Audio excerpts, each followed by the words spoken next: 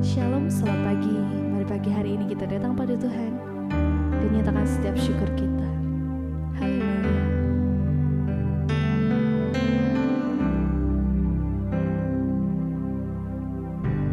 Ku kagum akan Engkau, Engkau Raja yang mulia, termegah,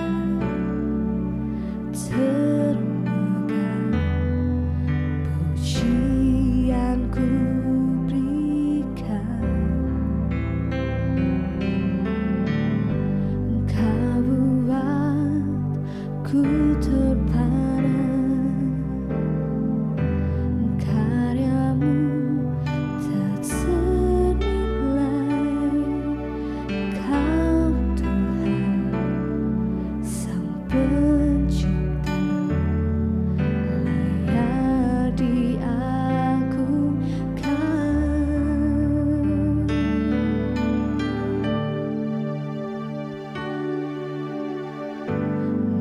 Mulia, Kau mulia, Kaulah Raja atas semesta. Izinkan aku mendekat, meninggikan seluruh bumi menyembah.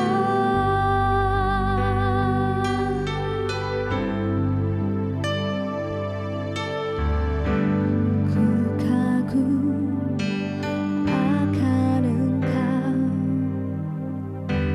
Kau Raja yang mulia, terindah, termegah, pujian ku berikan.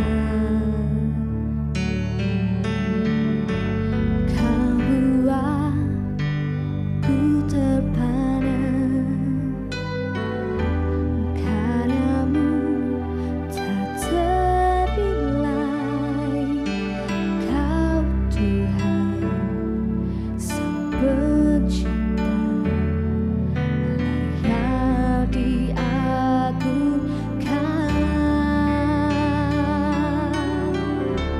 Mulia, Kau mulia, Kaulah Raja atas semesta. Izinkan ku mendekat, meninggikan seluruh bumi menyembah. Mulia, Kau mulia, Kaulah Raja atas semesta. Izinkan aku mendekat, meninggikan seluruh bumi menyembah.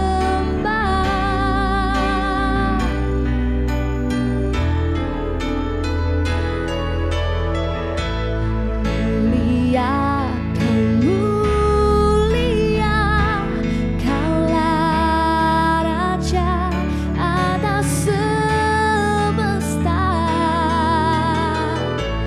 Izinkan aku mendekat, meninggikan seluruh bumi menyembah.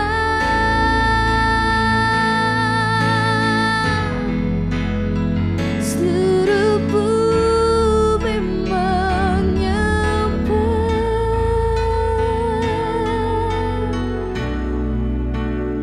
Seluruh bumi menyembah. Kami sungguh bersyukur Tuhan untuk pagi hari ini, untuk nafas hidup buat setiap kami. Sebentar kami mau duduk diam mendengar firman Tuhan. Berkati setiap kami, ajari setiap kami untuk menjadi pelaku firman Tuhan. Di dalam satu nama Tuhan Yesus, haleluya.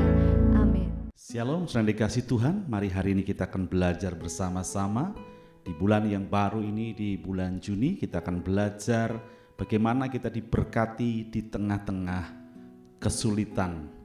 Saudara, mari saya mengajak setiap kita membuka bersama-sama di dalam Yeremia pasal yang ke-17. Kita akan baca dari ayat yang ke-7 sampai dengan ayat yang 8. Yeremia 17 ayat 7 sampai 8. Bagaimana kita bisa diberkati di tengah-tengah kesulitan? Yang pertama adalah diberkatilah orang yang mengandalkan Tuhan, yang menaruh harapannya pada Tuhan. Ia akan seperti pohon yang ditanam di tepi air, yang merambatkan akar-akarnya ke tepi batang air, dan yang tidak mengalami datangnya panas terik, yang daunnya tetap hijau, yang tidak khawatir dalam tahun kering, dan yang tidak berhenti menghasilkan buah. Bagaimana kita bisa diberkati di kondisi sulit sekalipun? Yang pertama, mari miliki hidup yang mengandalkan Tuhan. Mengandalkan Tuhan artinya kita menaruh segala pengharapan kita hanya kepada Tuhan. Mengandalkan Tuhan artinya kita berani mempercayai Tuhan, bahwa Tuhan adalah Tuhan yang memegang kendali atas kehidupan kita. Di ayat tadi dikatakan bahwa orang yang mengandalkan Tuhan itu adalah orang yang sedang menaruh segala pengharapannya kepada Tuhan. Maka janji Tuhan ketika kita menaruh segala pengharapan kita mengandalkan Tuhan, dikatakan bahwa ia akan seperti pohon yang ditanam di tepi air. Saudara, kalau kita melihat bersama-sama bagaimana sebuah pohon itu bisa bertumbuh, ya, bisa berkembang dengan baik, bisa menghasilkan buah yang luar biasa, tentunya dia harus mendapatkan suplai air yang benar, suplai air yang memadai. Ya, kalau pohon itu ada di tepi air, artinya suplai air itu akan benar-benar menyuplai kebutuhan daripada air buat pohon itu. Ya, demikian juga dengan kita. Ketika kita hidup benar di hadapan Tuhan, menaruh segala pengharapan kita, ya, kita mengandalkan Tuhan, artinya kita sedang hidup bergantung sepenuhnya kepada suplai daripada Tuhan. Ya, karena Tuhan kita adalah Tuhan apa, saudara? Dia adalah Jehovah Jireh, Allah yang memenuhi segala kebutuhanku menurut kemuliaan kuat kuasanya. Jadi ketika kita mengandalkan Tuhan, artinya kita sedang benar-benar menaruhkan segala pengharapan kita hanya kepada Tuhan. Maka dikatakan, dan yang tidak mengalami datangnya panas terik, yang daunnya tetap hijau, yang tidak khawatir dalam tahun kering, dan yang tidak berhenti menghasilkan buah. Ketika kita hidup mengandalkan Tuhan, saya percaya ada banyak buah yang dapat kita hasilkan dalam kehidupan kita. Lalu yang kedua, saudara, bagaimana kita bisa memiliki keberhasilan di tengah-tengah kesulitan? Yang kedua, mari kita membuka bersama-sama di kitab Keluaran, pasal yang ke-20 ayat yang ke-24. Keluaran 20 ayat 24, demikian bunyi firman Tuhan, kau buatlah bagiku mezbah dari tanah, dan persembahkanlah di atasnya korban bakaranmu dan korban keselamatanmu, kambing dombamu dan lembu sapimu. Pada setiap tempat yang kutentukan menjadi tempat peringatan bagi namaku, aku akan datang kepadamu dan memberkati engkau. Yang kedua adalah mari membangun mezbah kita di hadapan Tuhan. Saudara, mezbah itu adalah gambaran mengenai kehadiran Tuhan dalam setiap kehidupan kita. Ya, betapa pentingnya mezbah itu dalam hidup kita. Mezbah itu berbicara hubungan kita dengan Allah. Kalau pada zaman dulu, ya, mezbah itu diperuntukkan untuk apa? Tempat korban bakaran dipersembahkan kepada Tuhan. Ya, pada masa perjanjian lama kalau orang ingin bertemu dan berjumpa dan mengerti apa yang Tuhan kehendaki dalam hidupnya, maka mereka harus apa? Membakar korban di atas mezbah. Ya, kalau hari-hari ini kita bersyukur karena kita ada dalam masa anugerah, karena oleh pengorbanan Tuhan Yesus di atas kayu salib, oleh pengorbanan ya kita oleh darah anak domba Allah, kita memiliki keberanian untuk datang menyembah kepada Tuhan. Ya, jadi mezbah berbicara mengenai keintiman, persekutuan kita, hubungan kita dengan Allah kita. Di dalam Mazmur 22 ayat 3 dikatakan, padahal engkaulah yang kudus dan yang bersemayam di atas puji-pujian orang Israel. Ketika kita memuji dan menyembah Tuhan, ketika kita membangun hubungan keintiman dengan Tuhan melalui doa, pujian dan penyembahan, kita sebenarnya sedang membangun sebuah keintiman dengan Tuhan. Dan Tuhan itu adalah Tuhan yang bertahta di atas puji-pujian umatnya. Jadi ketika kita membangun mezbah di hadapan Tuhan, maka kita sedang benar-benar merindukan Tuhan. Dan manifestasi kuasanya itu terjadi dalam kehidupan kita. Orang yang membangun mezbah artinya dia akan mendapatkan kekuatan yang daripada Tuhan untuk menghadapi segala tantangan dan permasalahan kehidupan. Dan saya percaya orang yang punya hubungan dengan Tuhan, maka semakin hari hidupnya akan semakin diarahkan oleh Tuhan. Semakin hari hidupnya semakin akan mengalami terobosan demi terobosan daripada Tuhan. Makanya kalau kita ingin berhasil di tengah-tengah kesulitan sekalipun, bangun mezbah kita di hadapan Tuhan. Lalu yang ketiga saudara, bagaimana kita bisa memiliki keberhasilan di tengah-tengah kesulitan? Ya, kita buka di Maleakhi 3 ayat yang ke-18. Maka kamu akan melihat kembali perbedaan antara orang benar dan orang fasik, antara orang yang beribadah kepada Allah dan orang yang tidak beribadah kepadanya. Dalam terjemahan lain saudara, kata beribadah itu artinya to serve God, melayani Tuhan. Jadi bagaimana kita bisa memiliki keberhasilan di tengah-tengah kesulitan? Mari melayani Tuhan.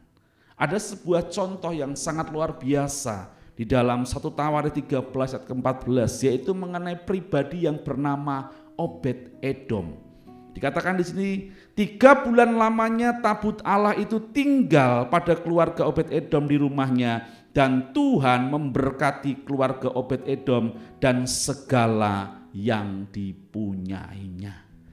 Nama Obed-Edom itu muncul ketika Usa mati karena apa? Pengin menyelamatkan tabut yang dinaikkan di atas kereta dan rodanya tergelincir dan dia pengen menyelamatkan, tetapi Usa mati. Nah, Daud melihat itu hatinya galau dan akhirnya tabut itu dititipkan di rumah Obed-Edom. Tapi apa yang terjadi? Keluarga Obed-Edom diberkati Tuhan luar biasa. Kemudian suatu ketika Daud sangat merindukan tabut itu karena mendengar bahwa di rumah Obed-Edom Tuhan memberkati kehidupannya, keluarganya. Lalu tabut itu akhirnya dipindahkan ke Yerusalem. Dengan caranya Tuhan, Daud memindahkan dengan benar. Tapi apa yang terjadi dengan Obed-Edom saudara? Apakah dia berhenti dan lalu setelah tabut itu dibawa ke Yerusalem, apakah dia tetap tinggal di rumahnya? Enggak saudara. Dia juga menyertai tabut itu. Bahkan dikatakan kalau kita melihat kehidupan Obed-Edom, ya Obed-Edom itu akhirnya apa? Benar-benar hidup melayani Tuhan. Dikatakan bahwa dia adalah orang yang menjaga pintu gerbang di mana bait Allah itu ada. Dan kalau kita juga lihat berikutnya saudara, bukan hanya dia yang melayani Tuhan, anak cucunya, keturunannya itu juga melayani Tuhan. Ya, mereka dikatakan di dalam kisah di dalam Alkitab, keturunan Obed-Edom adalah termasuk orang-orang yang melayani 24 jam sebagai pemuji, pemusik di hadapan tabut Allah. Dan keluarga mereka, keluarga Obed-Edom, diberkati Tuhan luar biasa. 3 hal bagaimana kita bisa memiliki kehidupan yang diberkati meskipun di tengah-tengah kesulitan.